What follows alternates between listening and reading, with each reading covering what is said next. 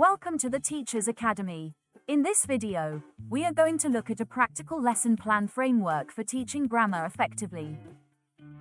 The Grammar Lesson Blueprint, from PPP to the 6-Stage Framework. This framework is designed to guide learners from encountering new language to using it independently. This structured approach ensures effective language teaching. The purpose of this framework is simple. We want to move our learners from first encountering a new grammatical structure, to understanding it, to practicing it accurately, and finally to using it independently and meaningfully. Many grammar lessons stop too early. The teacher explains the rule. Students complete some exercises. The teacher checks the answers. And the lesson finishes. But knowing a grammar rule is not the same as being able to use it. A learner may know that the past simple uses a past form, but still say, "I go to the mall yesterday." So our goal is not simply to teach grammar. Our goal is to help learners understand grammar, practice grammar, and eventually use grammar to communicate. This 6-stage blueprint gives us a clear pathway for doing exactly that. Before looking at the 6 stages, we need to understand what we are actually teaching. Grammar is not only a rule written on the board. When we teach a grammatical structure, we normally need to consider 4 important elements: meaning, form, pronunciation, and use. Let us take the sentence. I visited my grandmother yesterday. First, we need to establish the meaning. The action happened in the past and it is finished. Next is form. We have the subject, I, followed by the past form of the verb, visited, and then the object, my grandmother, with the time expression, yesterday. Then we have pronunciation. The ending of visited is pronounced, id. And finally, we need to consider use. Why did we choose the past simple? Because we are talking about a completed action in the past. This is important for teachers. A grammar lesson should not become a long explanation of terminology. Instead, think, what does this grammar mean? How is it formed? How is it pronounced? And when do we use it? From PPP to 6 stages. You may already be familiar with the traditional PPP framework. Presentation, practice, and production. The 6-stage blueprint does not reject PPP. Instead, it opens it up. It asks, what actually happens inside presentation? And, what does effective practice look like before learners are ready for independent communication? So we divide presentation into 4 stages: warm-up, lead-in, exposure, and language clarification. Then we have controlled practice, and finally, free practice. So the progression is warm-up, lead-in, exposure, language clarification, controlled practice, and free practice. This is not intended to be a rigid formula. Some lessons may require more time at one stage than another. The important principle is that learners should gradually move from teacher support towards learner independence. Stage 1. Warm-up. Let us begin with Stage 1, the warm-up. The warm-up usually takes around 3 to 5 minutes. Its purpose is not to teach the grammar rule. Its purpose is to prepare learners for learning. We want to gain their attention, activate relevant knowledge, and create a positive atmosphere. For example, imagine that today's grammar lesson is the past simple. Instead of immediately writing past simple on the board, we could show learners a photograph of an interesting place. We might ask, what do you see? Where do you think this is? Have you ever been there? Or we could show a famous painting for 10 seconds and ask students, what do you remember? The important point is that the warm-up prepares learners for the topic. It does not need to contain a full grammar explanation. Think of the warm-up as the ignition of the lesson. We are getting learners ready to learn. Stage 2. Lead-in. Now we move to Stage 2, the lead-in. The lead-in is different from the warm-up. The warm-up gets learners interested. The lead-in establishes the situation or context in which the target grammar naturally appears. This is one of the most important principles in the whole framework. Do not introduce grammar as an isolated object. Create a situation first. For example, suppose our target language is the past simple. We could introduce a short story about Pablo Picasso. We might show 3 pictures. Picasso was born in Spain. He lived in different places. He returned to Spain later in his life. Now the learners have a reason to talk about the past. The grammar is no longer an abstract rule. It has a purpose. The same principle works with other structures. If we are teaching, going to, for future plans, we could create a situation about weekend plans. If we are teaching, should, for advice, we could show a picture of someone who is tired, stressed, or sick. The context creates the communicative need for the language. Stage 3, the exposure activity. Now we reach stage 3, exposure. This stage is extremely important. Before asking learners to analyze a grammatical rule, we want them to encounter the language in context. The sequence is usually encounter, comprehend, notice. First, learners encounter the language. They may read a short text, listen to a conversation, look at a dialogue, or watch a short meaningful extract. Second, they comprehend the message. They focus on what the text or conversation means. Third, they notice the target grammar. For example, imagine that learners read a short biography of Pablo Picasso. We might first ask, was Picasso born in Spain? Did he live in France? Then we ask learners to find verbs describing his past. Started, worked, returned, lived. Now learners have seen the grammar being used before we ask them to analyze it. This is an example of an inductive approach. Inductive grammar teaching starts with examples and guides learners towards discovering how the language works, rather than beginning with the rule. Let us pause here and consider why exposure is useful. Imagine that I walk into class and immediately write subject plus verb to plus object. Then I explain. The past simple is used for completed actions in the past. Students copy the rule. They may even memorize it. But have they really understood how the grammar works? Not necessarily. Now imagine a different lesson. Students first hear, yesterday, I visited my grandmother. I watched a film. Then I went home. They understand the story. Then I ask, what happened yesterday? What words tell us about the past?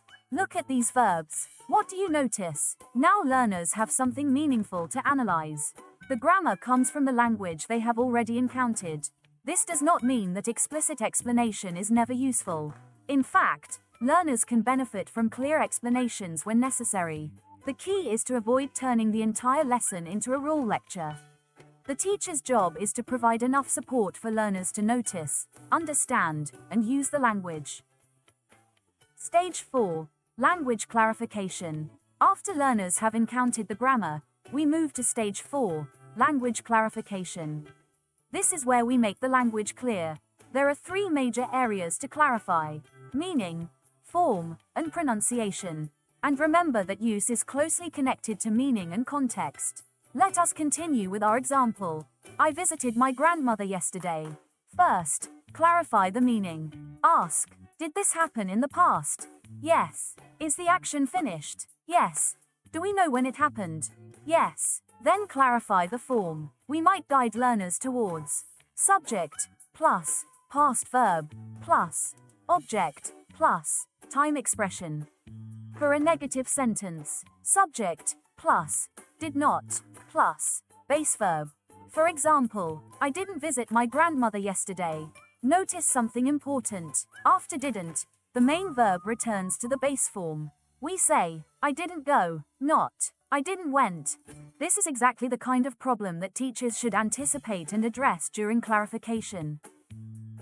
Meaning before form. One useful principle for teachers is establish meaning before spending too much time on form. Why? Because learners need to know what the language is communicating before they analyze how it is constructed.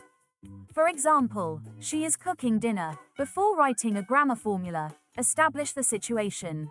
Is she cooking now? Yes. Is the action finished? No. Can we see the action happening?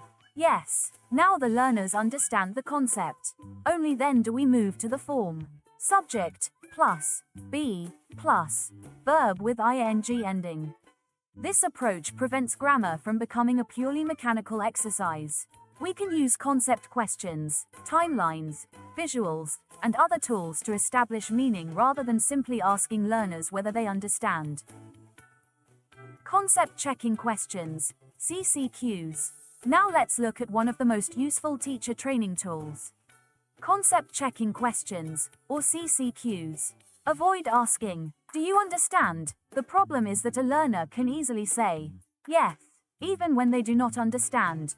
Instead, ask questions that give you evidence. For example, target sentence, "She is cooking dinner." Ask, "Is she cooking now?" Yes. Is the action finished? No. For the sentence, "If I won the lottery, I would buy a new car." Ask, "Have I won the lottery?" No. Is this real or imaginary? Imaginary. For the sentence, "I used to play football." Ask, "Did I play football in the past?" Yes. Do I play football now? We don't know, or probably not, depending on the context. The important point is that the questions should test the meaning or concept, not simply repeat the grammar rule. Use short, simple concept questions instead of relying on, "Do you understand?" as evidence of understanding. Building effective CCQs. Good CCQs have several characteristics. First, they should be simple. Do not use complicated English to check whether learners understand another piece of English. Second, they should focus on the important meaning. Third, avoid putting the target grammar into the question when possible. For example, if you are teaching, "She has lived here for 10 years. Instead of asking, "Does the present perfect show an action that started in the past and continues until now?" we can ask, "Did she start living here 10 years ago?" Yes. Does she live here now? Yes. This is much easier for learners to process. Also remember that not every grammar item needs a long set of CCQs. If the meaning is already completely clear from the context, a lengthy explanation may waste valuable lesson time. The purpose of CCQs is not to make the lesson complicated. The purpose is to check what learners actually understand. Making grammar visible. Board work and elicitation. Now let's look at board work and elicitation. Elicitation means helping learners produce the language rather than immediately giving them every answer. But elicitation is not a guessing game. If the teacher asks, "What is the grammar?" and students have absolutely no idea, the problem may not be the students. The teacher may simply not have provided enough support.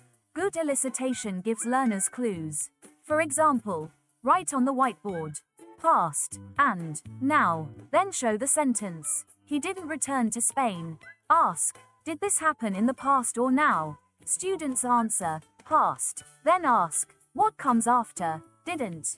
Learners can discover, base verb, then we build, subject, plus, didn't, plus, base verb. The board becomes a visual scaffold. It helps learners see relationships between meaning and form. Keep the boardwork functional. A common problem is turning the board into a page full of grammar terminology. Some teachers may write on the board, past simple, affirmative, negative, interrogative, auxiliary, main verb, regular, irregular, third person, and suddenly the board is full. But the learners may still not understand the meaning. Effective boardwork should help learners see the language. For a tense, use a timeline. For a conditional, use a reality or possibility scale. For a sentence pattern, color or underline the important components.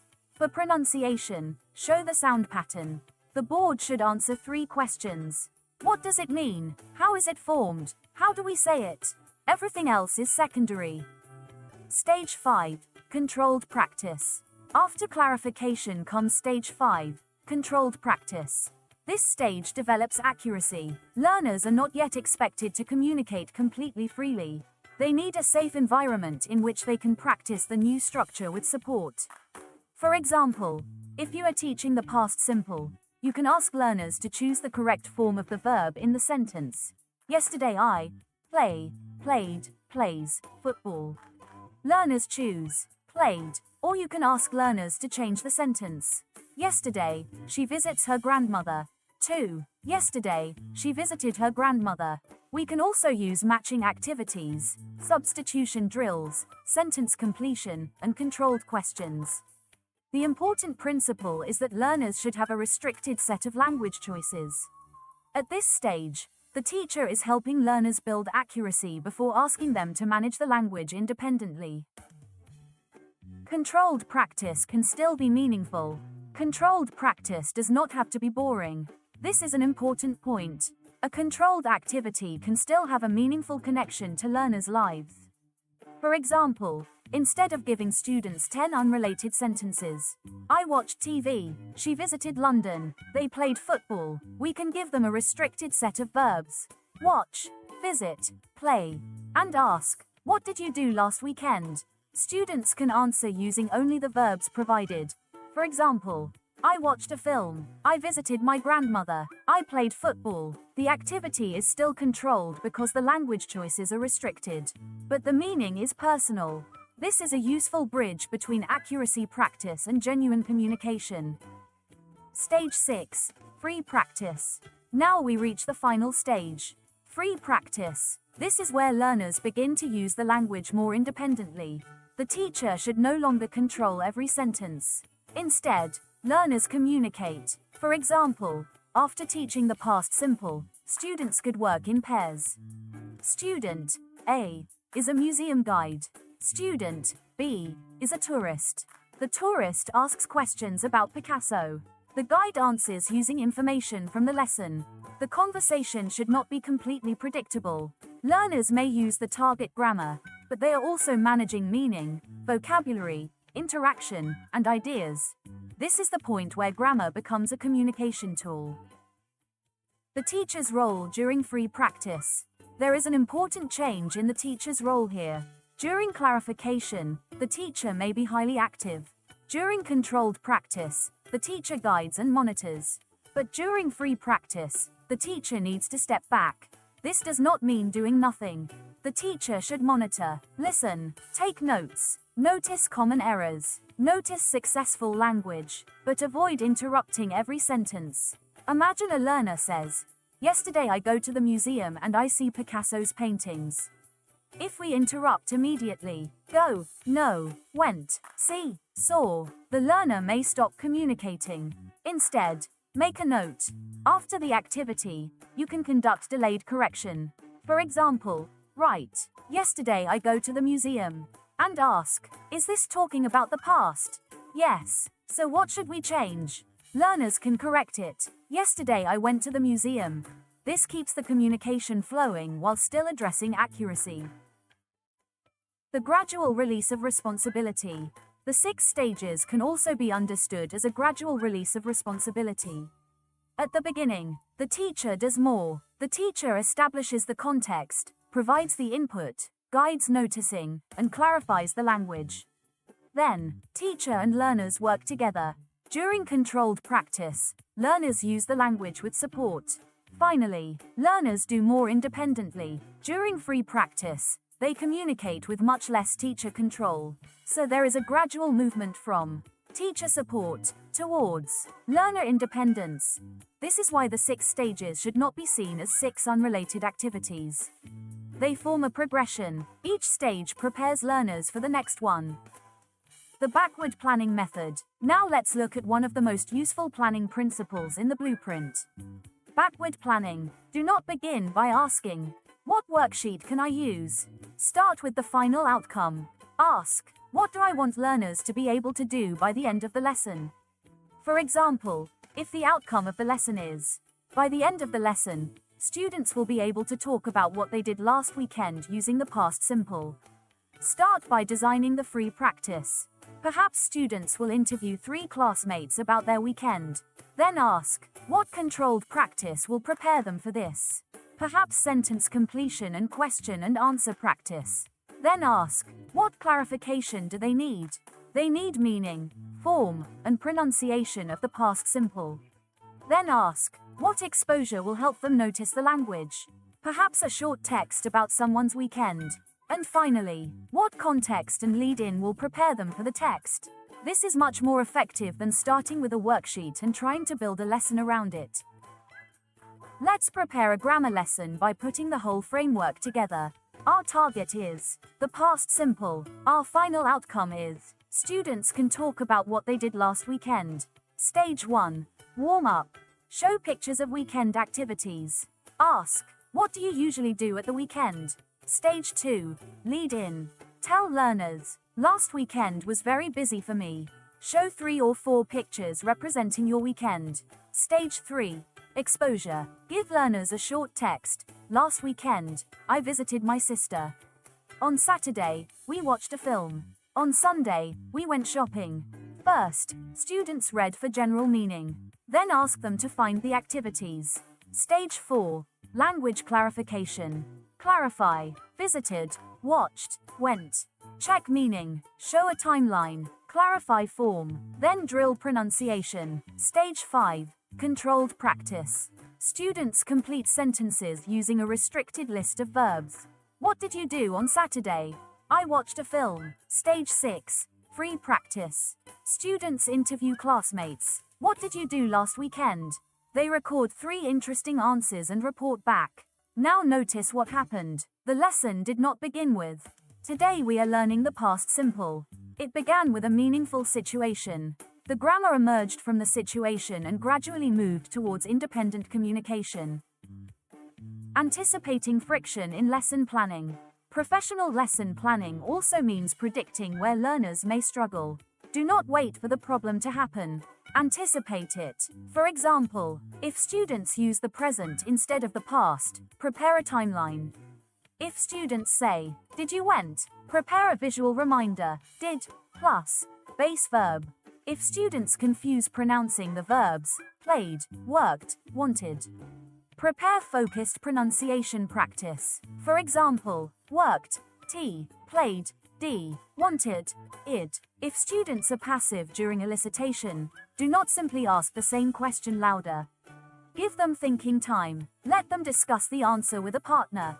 Then ask for responses. This is what the blueprint calls engineering the lesson. We design support before learners stumble. The complete cognitive cycle. We can now see the complete learning cycle. First, see it. Learners encounter the language in context. Then, understand it. They understand what the language means. Next, work it out. They notice and analyze the form and pronunciation. Then, practice it. They develop accuracy through controlled practice. Finally, use it. They use the language independently to communicate. This is the real purpose of the 6-stage blueprint. We are not simply moving through 6 boxes on a lesson plan. We are moving learners through a cognitive and communicative journey. What makes a grammar lesson effective? Before we finish, let's identify some practical questions that teachers can ask themselves when planning a grammar lesson. First, is there a clear context? If I remove the grammar explanation, does the situation still make sense? Second, have learners encountered the language before analyzing it? Third, have I checked meaning rather than simply asking, "Do you understand?" Fourth, have I clarified meaning, form, and pronunciation? Fifth, does my controlled practice actually prepare learners for the final task? And finally, can learners use the grammar to communicate something meaningful? If the answer to these questions is yes, your lesson is much more likely to move beyond grammar as an academic exercise and towards grammar as a communication tool. Final takeaway. Let's finish with the main message. A successful grammar lesson is not simply explain the rule, give an exercise, check the answers. Instead, think of grammar teaching as a carefully designed progression. Create the context. Let learners encounter the language. Help them understand the meaning. Guide them to notice the form. Clarify pronunciation. Provide controlled practice. And finally, give learners a reason to communicate. The 6 stages are warm up, lead in, exposure, language clarification, controlled practice, free practice. The ultimate goal is not for students to tell us the grammar rule. The ultimate goal is for students to use the language when they need it. That is the journey from presentation to practice, and from practice to independent communication. Thank you for watching, and I hope this 6-stage blueprint helps you design grammar lessons that are clearer, more purposeful, and more communicative.